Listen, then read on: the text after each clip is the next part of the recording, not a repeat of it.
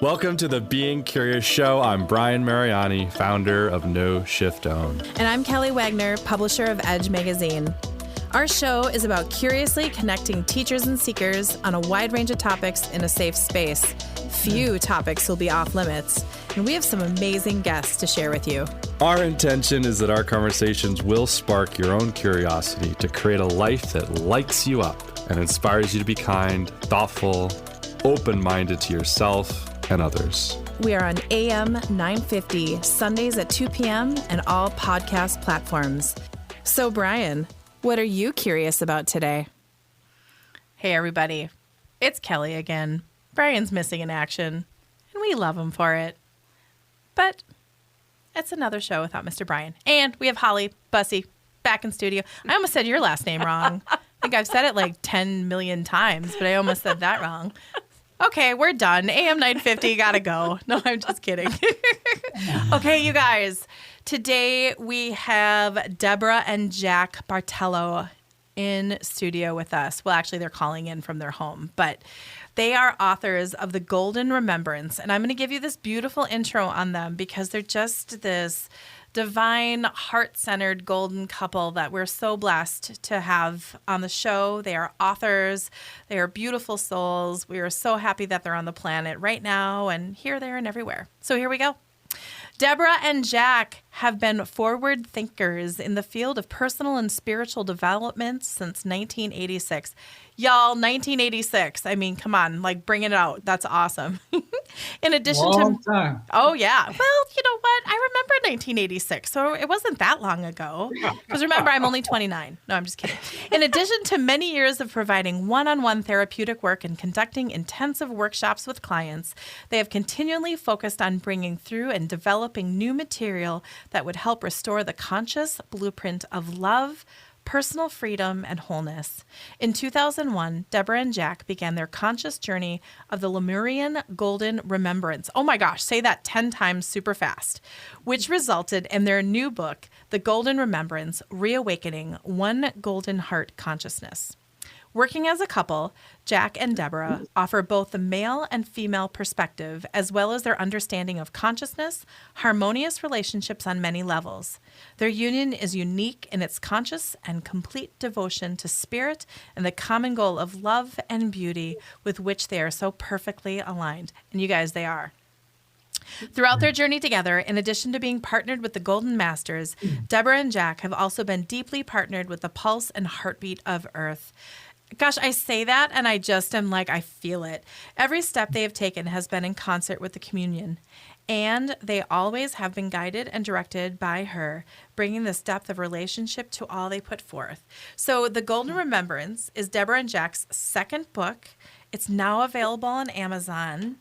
Their website is onegoldenheart.com, and it is a big one, you guys. It's a big one. So we have it in studio here. We were joking ahead of time, some things that we'll tell you more about in the show. But long rambling drum roll, Deborah and Jack, welcome to the show. Thank you. Thank you, Kelly. Thank you, so Kelly. much. Thanks so much. Absolutely. It's our pleasure.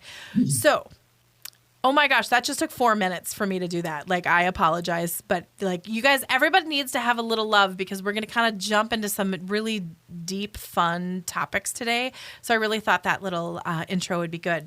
So the one question that we ask all of our guests is, what are you curious about? So I don't know. I don't care if Deborah goes first or Jack goes first, but please, what are you guys curious about today? I would say for myself, I have a never-ending curiosity about love. And I feel like love is a very vast subject and a very, very deep subject. And I feel like there's always more to know and understand and feel about it. So that's kind of been my latest curiosity in the past year or so. Is just, wow, let me sink into this even more and find out even more. So I'm discovering. That's beautiful. And by the way, I just saw the golden heart behind did you guys. Too. That is gorgeous. Sorry, Oh, it's that's like right. There is. It's right. swirl behind us. moment. For everybody on the radio who can't see, Deborah and Jack, I would assume they're in one of their beautiful rooms in their home, and they have this very large golden heart behind them, and it's just exquisite, and it just radiates, and it's almost distracting. It's so powerful and amazing. I was looking at the same thing. I was Yeah. wondering, is that really there, or is that just something? I think they've manifested it. It's just showing up. It's behind them, and it's sparkling. Yes. Okay. Yeah, you know, Wouldn't that be glorious? we have our ways. If anyone could do it, it's you two. Okay, Jack, what are you curious? So we've got love with Deborah, and Jack, what do you? I'm always curious what the listeners want. You know, what are people looking for in their life? And for me, of course, it's what am I looking for in my life? And I do go back to love too, and connection with all of life, not just humans, but nature, the cosmos, the earth. And so connection, presence, and love, that's how I would answer it. Yeah. So, But again, I you know, if there was a dialogue, I'd want to hear from the listeners. Well, what is it you're curious about? You know? I just want to say ditto on what he said about love and presence yeah. and communion, communication. Yeah. Communion. Yeah. Yeah. Don't you love when you're in circles with people and you're sharing something beautiful, like what are you curious about? And we start talking about love.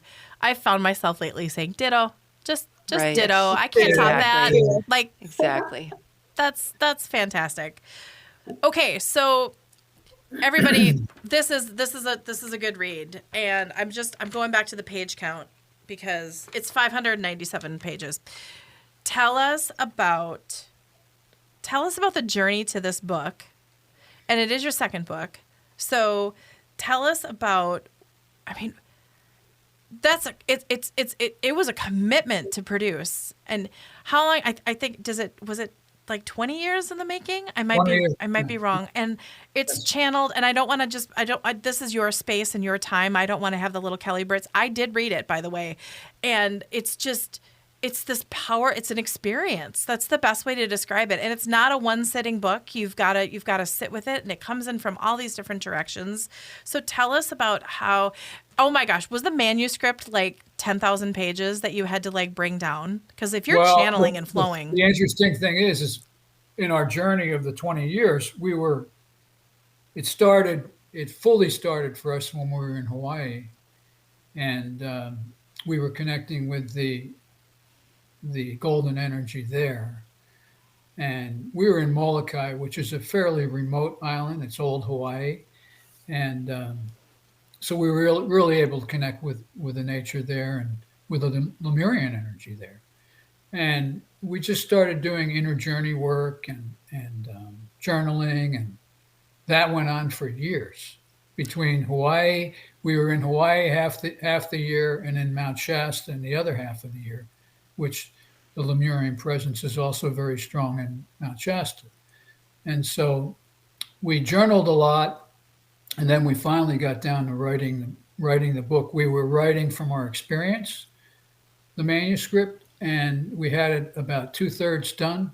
And we were in Southern Oregon for a number of years to be closer, to take care of our daughter and her family and help them out. And then we moved back to Mount Shasta. As soon as we moved back to Mount Shasta, Deborah looked at me and said, "We thought we had the book almost done." And Deborah said, we got to start over on the book. Got to start over. And I bet you were like, high five. That sounds amazing. oh yeah, right. Just what we like, wanna do. right on. Let's do it. So she says, I have to write it. Avalar is going to be telling the story. It'll bring the reader into the experience more fully, as opposed to us talking about our experiences. And so Avalar is one of the main characters in the book, and she basically tells the story. And there are a number of other characters in the book. So then that took another, I don't know, a few years. Took me 2 years to 2 or 3 years. birth that manuscript. And then at the end, and she'd give me, and before that we were writing together and we trade stuff off. But she said, I've got to do it this way. I said, okay. So, Well, it felt so then just- she'd hand it off to me. Right. She'd do however many pages she did that morning and get up at 4:30 in the morning. And it was a total commitment. And I'd have my input and we'd make whatever changes. And it just went on like that for 2 or 3 years, something like that. Yeah, just to step in for a second. It felt like there was a real circular motion about this manuscript. It was definitely very purpose driven. We felt it was our purpose to write this material. Completely. And we'd been going through this experience of all this information. And the first kind of delivery of the manuscript was more an account, as Jack said, an accounting of our experiences. And then, so we did that whole circular delivery. And then it sort of became more and more refined.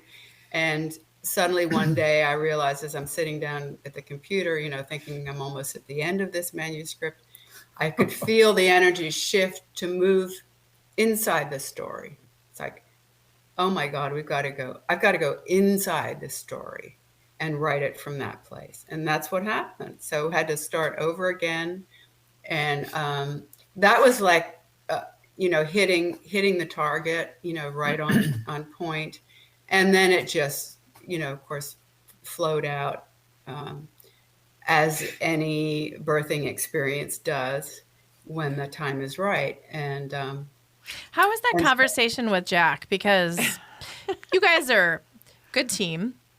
And I'm going with this is, I know we talked about your male and female perspective. I work with my husband. We're co-owners of our business together. So I'm asking this in a kind of a curious way.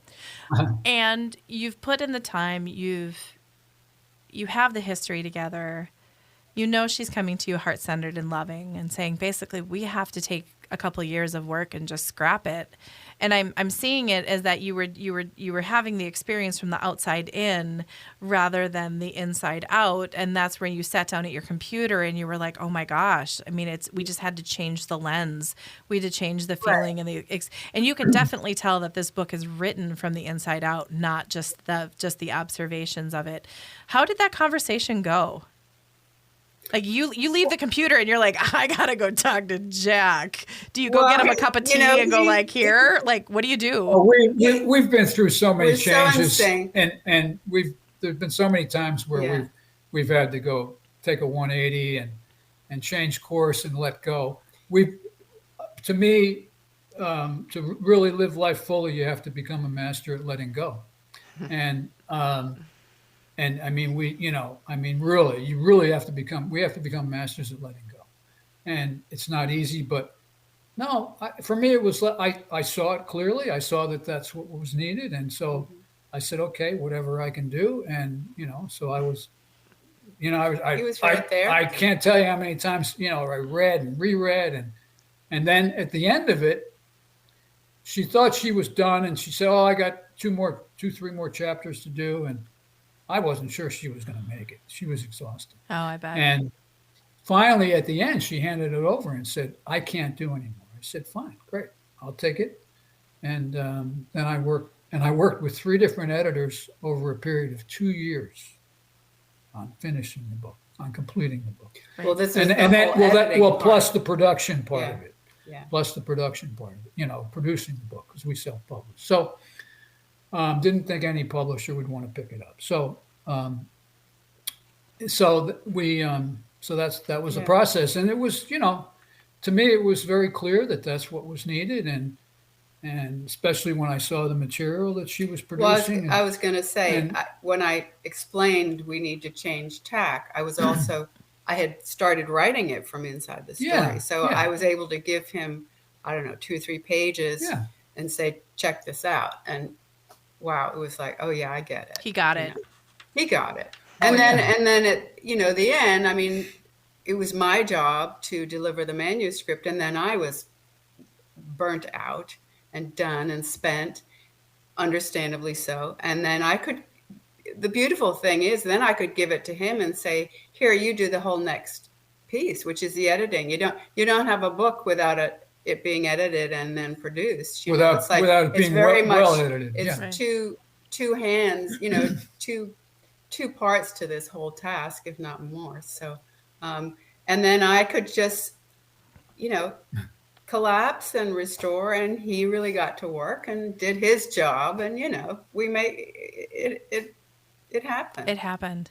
Okay, you guys. So we've talked a little bit about the development of the book. So we're going to really dive deeper in segment 2 on the book. What I want to leave everybody with a dedication is this is dedicated to all of golden life everywhere. We're so excited to share it with you, with Jack, with Deborah. Segment 2 is coming up. Holly, anything to share? Nope. Ready. She's just like, woo-hoo-hoo. We are being curious with Kelly and Brian. Brian and Kelly. Well, without Brian today. We have Miss Holly. AM 950, Progressive Voice of Minnesota. We'll be back in a few moments.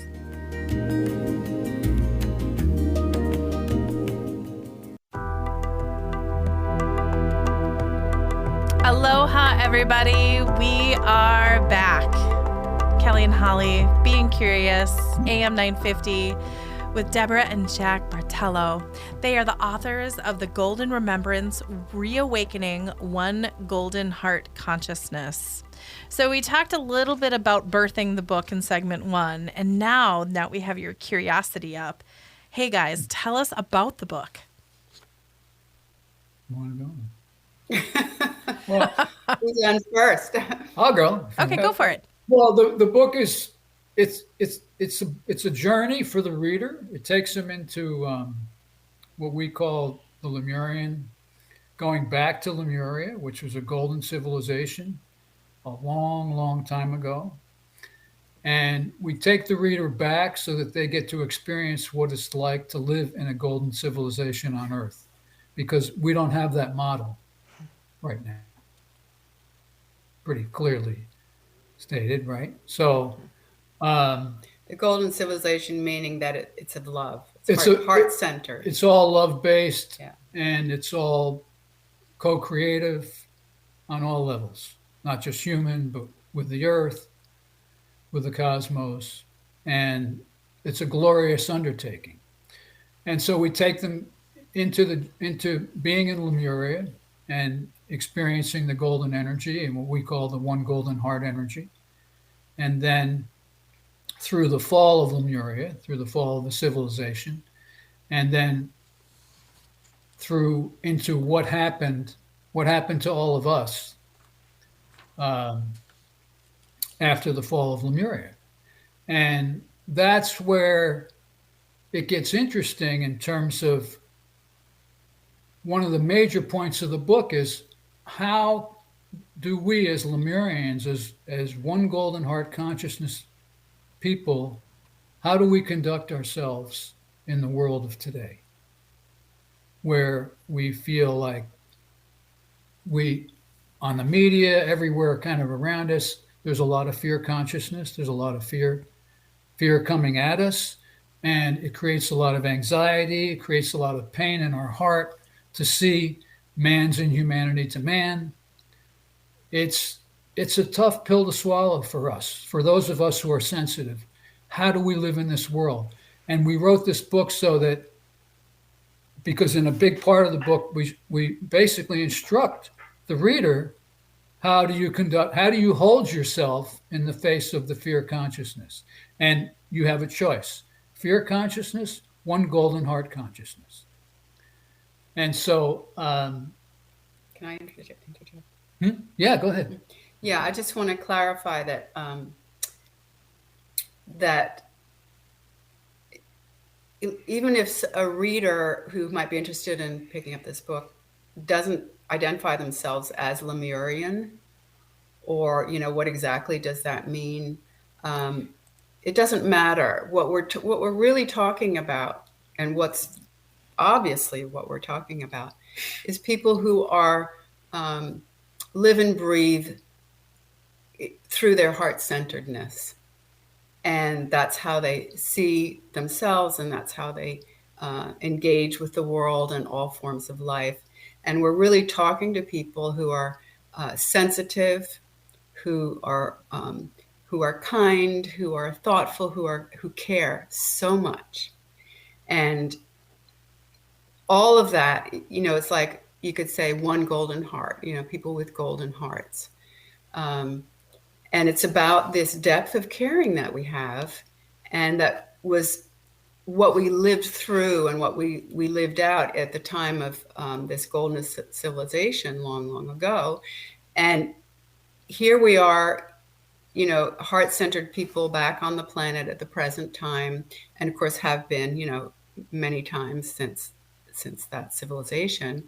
But we're here, and we're deep feelers. We're deeply caring. We want to create beauty and more love and more kindness and express that out and extend that out.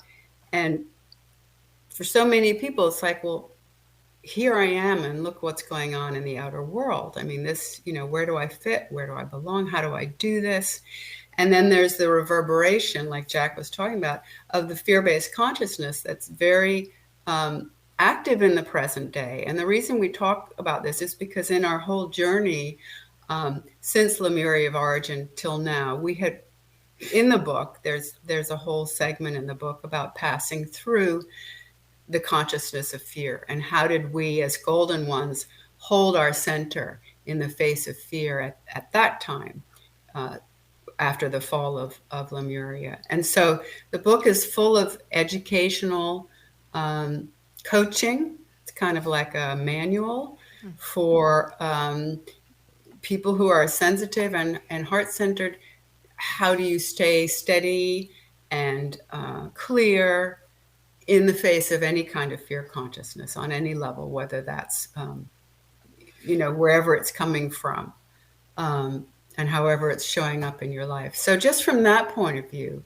And then in the book, we move to going through all of that and then reactivating our golden world. And what is that illumination like? And what is it like to hold that golden love so strongly in the face of fear presence, that how do you do that? And the book talks about how to do that. So please unpack it, because I know there's a lot of people listening going, okay, that sounds so simple. It sounds so simple to just be love and surrender to love in this fear environment. Let's just say that the frequency of fear, because, I think during the last couple of years, there's a lot of fear going on, but there's a lot of hope, and there's a lot of magic, and there's a lot of golden love, and you can see it in people's eyes, even if they have a mask on or not. And going back to the book, what are because there are a lot of beautiful, I don't want to call them tips and tricks, because that's really not what this book's about, but let's talk about, because there's a lot of moments of fear in the book where there was a lot of surrender and trust, right? Like lots of hey, we got this. Like, so talk to us a little bit about that and being in fear, and how to look at the golden consciousness and the golden heart consciousness when you're so fearful and you don't trust, and you're told to surrender, but you clench up even more, and you want to not only wear a mask, but wear 3 masks, and then not go outside. And then if someone sneezes, right, we're in that right now. And then just talking about compassion fatigue. Yeah. There's a lot of people are just, when you said about, Deborah, how spent you were, writing this book and things, I think that there's a lot of people that just feel really spent right now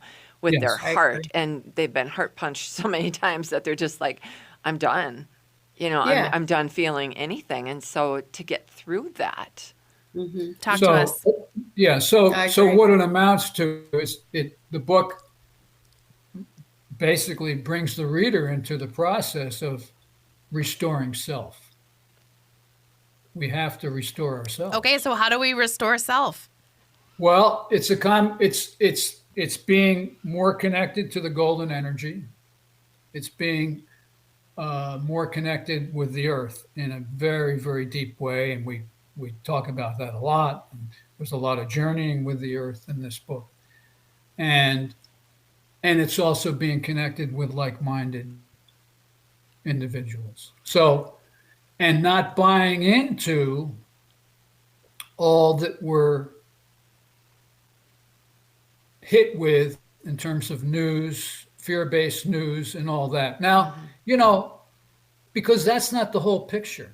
Every day, there are so many people who do incredibly kind, loving, beautiful things. They're not reporting.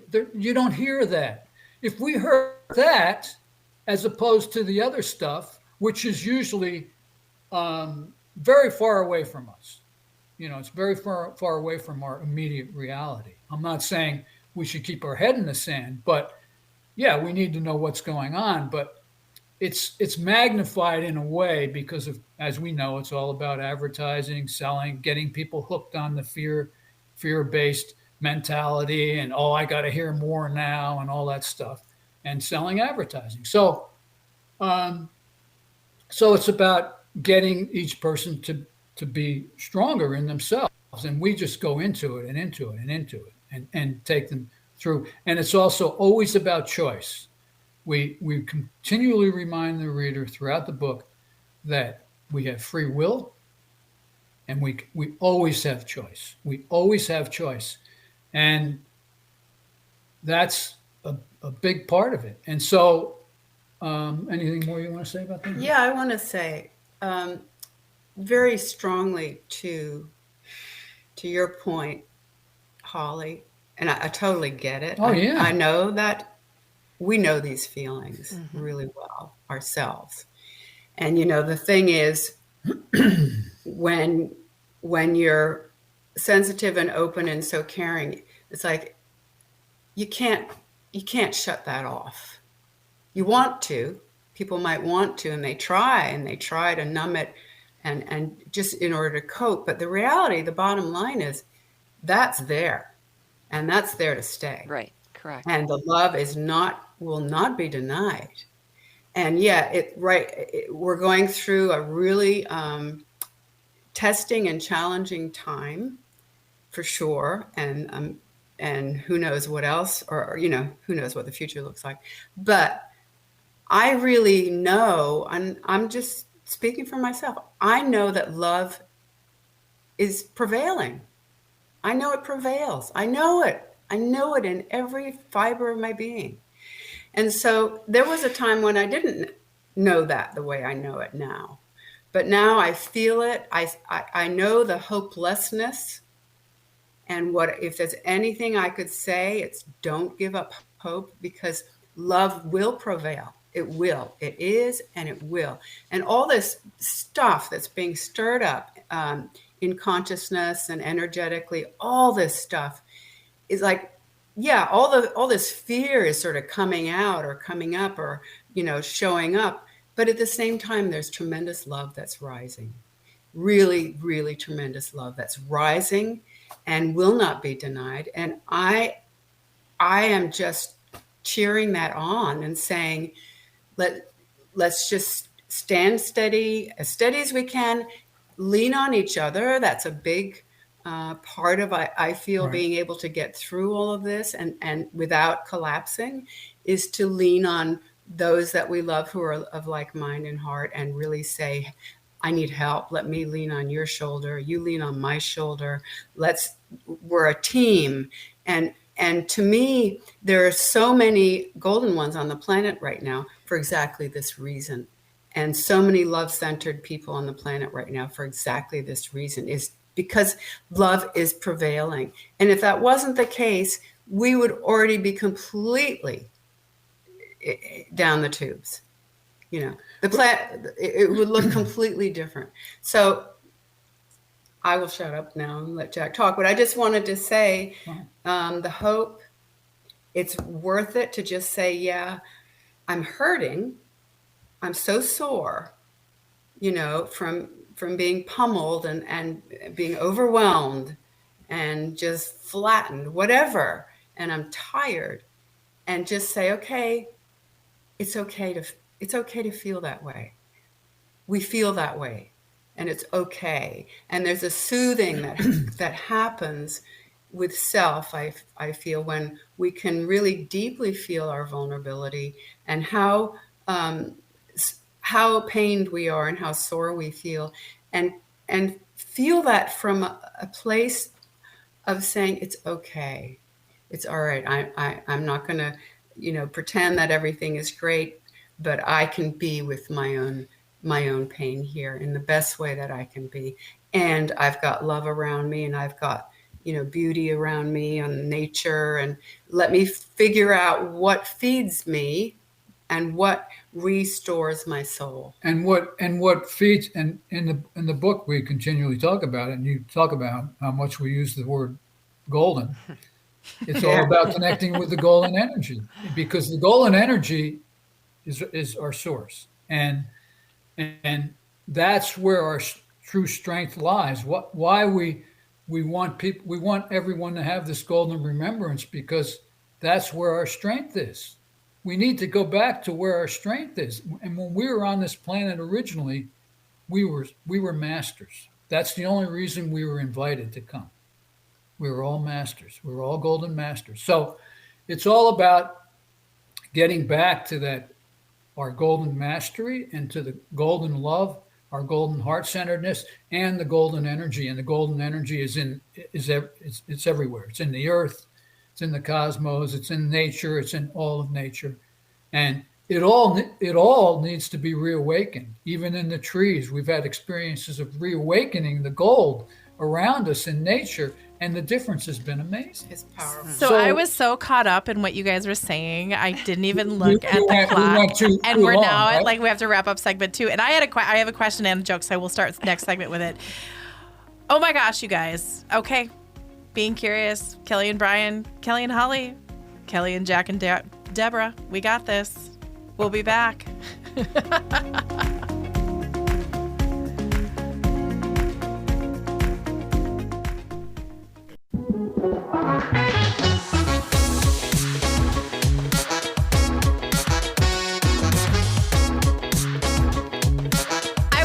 For the little hey, or I would have come in. Hey, it's Kelly. I'm back. Oh, there's the little hey. It was so funny. We have this great music that we had done by Daryl at Wild Horse Recording, and I think we were in like the 5th show, and then I realized you did this little layers of these little people going hey in the middle of it. So, oh my gosh, you guys. Okay. Segment 3. We're here with Deborah and Jack, authors of The Golden Remembrance, Reawakening One Golden Heart Consciousness. Last segment, you guys, I promise you this was funny. We watched everything with a time clock, and I was completely in what Deborah and Jack were talking about, and everyone around me was like, Kelly, we got to wrap up the segment. And I look up, and I was like, oh my gosh. So whatever you guys are saying, I'm loving. One thing that a mentor of mine, Maureen Higgins, who's a great friend of The Edge, a great friend of the show, is saying that we're in the birth canal right now. And as Deborah and Jack were talking about, I sat there putting myself in the birth canal and going, okay, the day you're born is the most painful day of your life. So you're in that birth canal, and we're talking about how painful things are right now. And not only for the child being born, but also the mother. I mean, anyone that's physically given birth. I mean, it's hey, if you got through it and it was fine, good for you. But mine were painful, like, right? But once you get out of the birth canal, you are born, and there is light, and there are people around you that want to love and support you, yes. And the mother's relieved because it's done, yes. Right? But you take that beautiful first breath. And you are born, and you are taking that gift, that of life. And I think there's something really beautiful and powerful to. Am I totally off, Holly? Holly's like just kind of okay. No, Holly's not just at like all. staring at me, and I was like, I totally thought I was doing a great job here, but I guess You're totally. No, you are. I was just really caught up in what you were saying. I know that's why I missed the time clock for the last segment. I mean, oh my gosh. Well, it's something that we joked to Jack and Deborah about ahead of time, because I did read the book. I asked them how many keyboards they went through, because I'm sure they blew out the GOLDEN keys of their keyboard. No, there's still plenty of lettering showing. Well, no matter what the manufacturer is, you should give a great testimonial on the durability of their keyboard. Hey, the reader has to get it. They got to get it. We're golden. Well, and I kind of felt sparkly, and I mean, hearing golden so many times in so many different capacities throughout the book, it's just like you feel. It's kind of like this golden thread that's just kind of infused in you, but that's not thread. It's a liquid. It's sunshine. It's feelings. It's thoughts. That's all of like That we is a are beautiful golden. word, though. It You is. know, I was listening to a speaker one day who she said you can either have an opportunity or you can look at it as a golden opportunity. And it was like it changed the vibration of everything when she added the it word does. golden. It And I was like, completely- I love that. I want to remember completely that. And changes the vibration. it changes it completely. Okay, so you talk about Lemuria, and I wasn't going to double back to this, but for anybody in the audience that has never heard about it, never read about it, or like, who are these people talking about?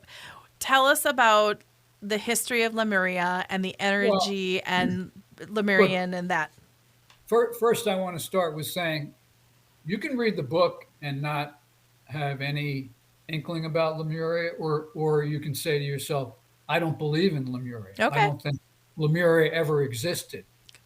You can read it, and if you let your imagination go and just go into the book and just say, well, I want to gain what I can gain from this book, and I don't want this to be an issue for me, so just put it aside.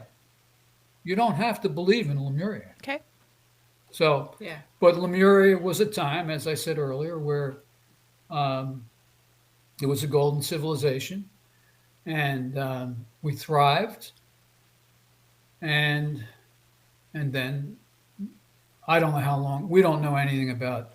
It's not in our wheelhouse to know like when it was. You know how many thousands of years ago. This is not the History Channel.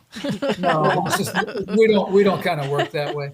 But from us, it's just our experiences. We go back and have experiences. We always knew we were Lemurian when we first went to Mount Shasta in the early 90s and always connected with that energy, but never really explored it. And then when we started exploring it, it was just full blown for us.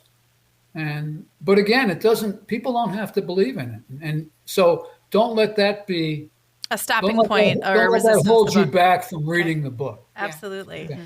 Okay. And you can just use your imagination and say, okay, I'm going to take a journey back to a golden civilization. There you go. At a time when we lived on this earth, and there certainly have been native civilizations that have been golden as well that we know about. That before, when they were unto themselves, before they started warring with each other and then warring with the white man and all that stuff. So, or the white man warring with them. White man warring with them. Thank you for adding that. Thank you for adding that. Yeah, absolutely. Yeah. That's really what I meant. Yeah. So I know. But anyway, so that's, I mean, Lemuria, we can talk about it, but I'm not sure how. No, I think you explained it. I think you really gave the little taste, and people can dive deeper if they want to. You will something. I just want to add one thing, is that to underline the fact that we were, as golden ones in Lemuria, we were evolved beings. And our capacity for love was much deeper and stronger and bigger and more expansive. And that was the whole tenor of the civilization. And we were there to create from this place of extraordinary love and create these incredibly beautiful creations for ourselves and each other and for the cosmos, and including creating some things for the future, which I believe those are now rising. They are. Because we already created them to assist us in a future time, and that future time is now.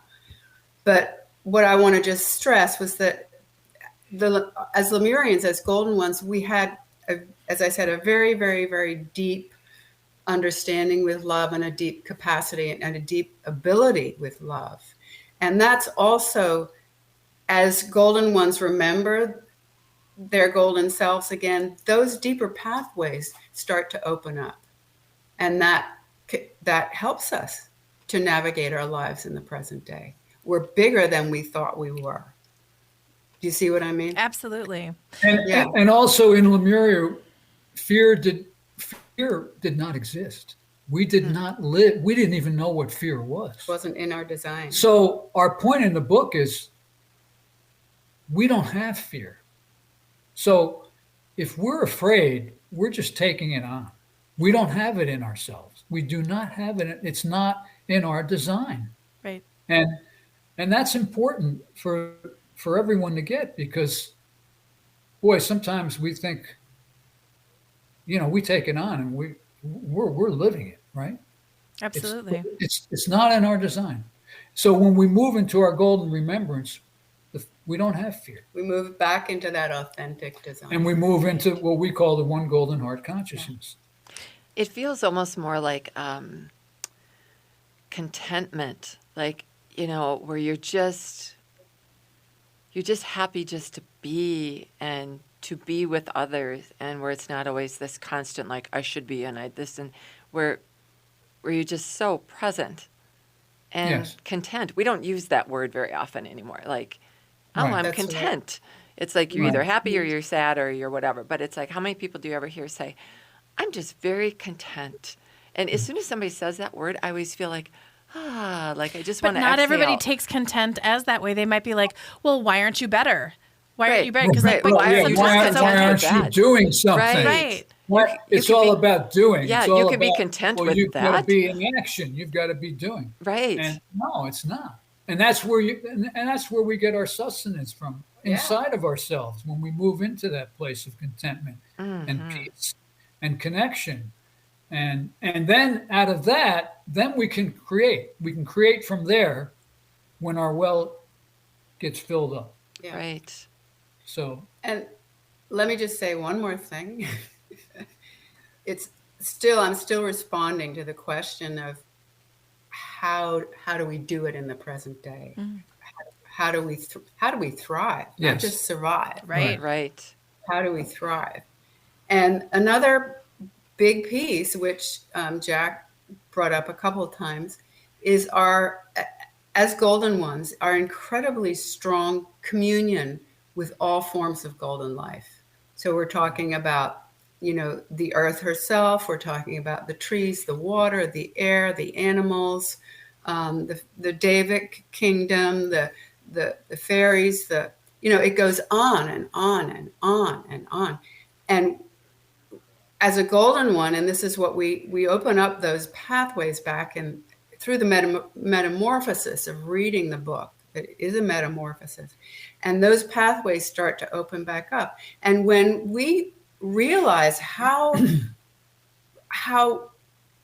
aware we are and how well we co-communicate, how well we engage with nature and the trees and the sky and so on and so forth, we start to feel that energy coming back to us, the love from nature, the love from the trees, the love from the water, the love from the flowers. And it's like, it fills us up. Mm-hmm. It fills us up inside, makes us feel more content, more one with, more at peace, more like, oh my gosh, I'm in the presence of something so beautiful.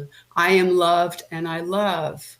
And it's just this back and forth. And that makes us stronger too, is realizing that support. I know several people have read our book and said one of the major things I came away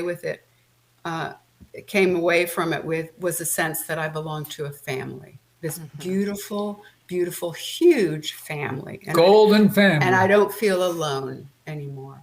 And that's a big statement. It's a huge statement. Oh, absolutely. Yeah. And what little things can people do to get reconnected with the golden family? Well, they have.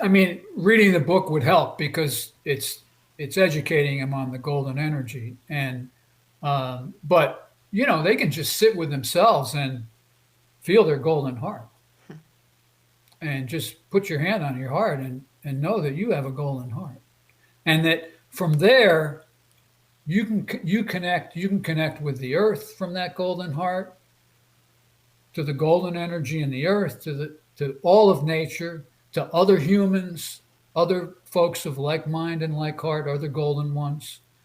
interdimensionally, like Deborah mentioned, the angels and the masters, the golden masters.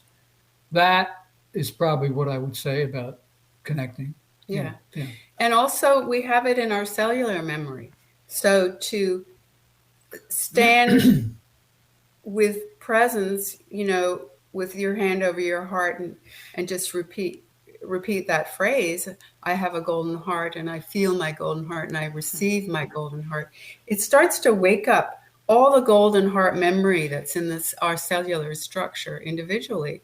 And I mean, you will be amazed. Yeah. People will be amazed. And then if they can just have an open mind, just because what has anybody got to lose?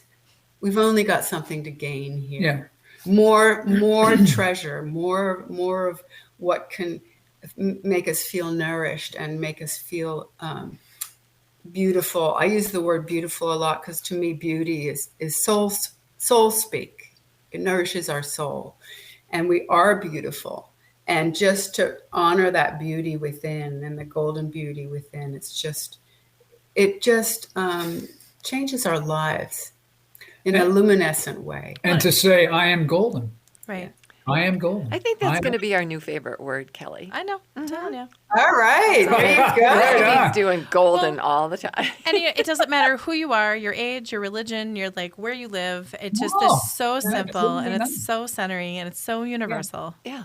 And then there's the golden rule. I mean, I don't know how that came about, they call it the golden rule, but I mean, come on, you can't get much better than that, right? And that is the golden rule of do unto others. Yeah, right. Yeah. As you would have them do unto you. Right. Yeah. Yeah. So you want to treat everyone with kindness and love and caring and compassion and Keeping it simple. keeping it simple. Keeping it simple and golden. Keeping it simple That's and right. golden. That's right. Okay, you guys, that was 3 segments. Deborah and Jack, do you have any closing words for us? Well, I just want to say